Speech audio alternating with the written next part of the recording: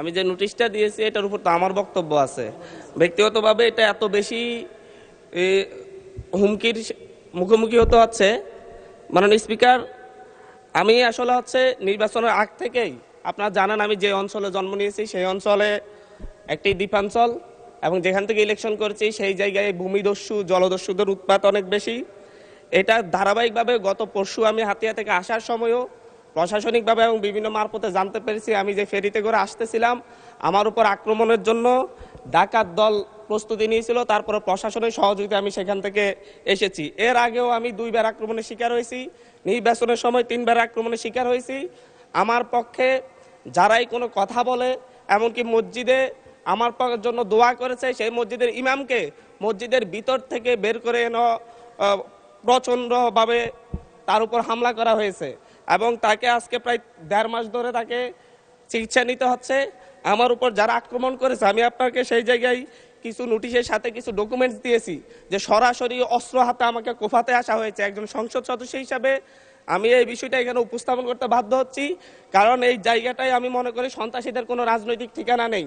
প্রতিনিয়ত বিভিন্ন একটি রাজনৈতিক দলের পদধারী এবং বিভিন্ন ক্ষেত্রে পূর্বের ফ্যাসিবাদী লোকজন তারা সরাসরি ফেসবুকে থেকে একটি রাজনৈতিক সংগঠনের এখনকার শেল্টারে থেকে ফেসবুকে ভিডিও আকারে আপনারা যদি তদন্ত দেন, তদন্তে আমরা রিপোর্ট পেশ করব, ভিডিও দিব, এবং প্রত্যেকটা রেকর্ড আমাদের কাছে আছে যে তারা কিভাবে আমাকে হত্যার হুমকি দিচ্ছে, এলাকায় ঢুকতে না দেওয়ার হুমকি দিচ্ছে। আমি তো আমার যেই এলাকা যেখান থেকে আমি নির্বাচন করছি সেই এলাকায় আমাকে নিরাপদে যাওয়ার ব্যবস্থা করতে হবে, নিরাপদে আমাকে থাকার ব্যবস্থা করতে হবে, আমার সাথে যারা নেতাকর্মীরা চলাচল করবে তাদের নিরাপত্তা দিতে হবে। এটা একজন বিশেষ অধিকারের ব্যাপারে, এটা বিশ্বব্যাপী একজন সংসদ সদস্যের বিশেষ নিরাপত্তা বিধান করা রাষ্ট্রের দায়িত্ব, সরকারের দায়িত্ব। অথচ আমার উপর সরাসরি ভিডিওতে এবং সংবাদ মাধ্যমে প্রকাশিত সরাসরি অস্ত্র হাতে আমাকে কোপাতে আসা ব্যক্তিও এখন যখন আবার আমার নেতাকর্মীদেরকে হুমকি দিচ্ছে, তাহলে তো আমি অবশ্যই নিরাপত্তাহীনতায় ভুগবো। তো এই ব্যাপারটা অবশ্যই গ্রহণ করে আমি মনে করি একটা তদন্তে পাঠানো দরকার, সংসদীয় তদন্ত হতে পারে, এবং কারা এই ব্যাপারে আমাদেরকে, আমি সহ আমার নেতাকর্মীদেরকে কিভাবে হত্যার হুমকি দিয়ে এবং এখন এলাকায় থাকে সরাসরি আক্রমণ করে, এমনকি আমার উপর আমার নিরাপত্তা দিতে যাওয়া পুলিশের উপর আক্রমণ হয়েছে। নট এ সিঙ্গেল আসামি অ্যারেস্ট হয়েছে। ভোটের দিনে আমার উপর আমার গাড়ি বড় হামলা করে, আমার গাড়িতে 6টা কুপির দাগ এখনো আছে, এখনো তারা এলাকায় ঘুরে বেড়াচ্ছে। বিটিভির সাংবাদিককে কুপিয়েছে, এখনো এলাকায় ঘুরে বেড়াচ্ছে। এই প্রত্যেকটা আসামির ক্ষেত্রে দেখা যাচ্ছে তৎকালীন ইউনিয়ন বিএনপির সভাপতিকে হত্যা করেছে, ইউনিয়ন বিএনপি সদস্যকে হত্যা করেছে। এই ধরনের হত্যা মামলার আসামিরা, এই ধরনের হত্যা মামলা, আমি আমার বিশেষ নিরাপত্তার বিধিতে কথা বলতেছি, আপনাদের উপরে হামলা হতে পারে এইভাবে না।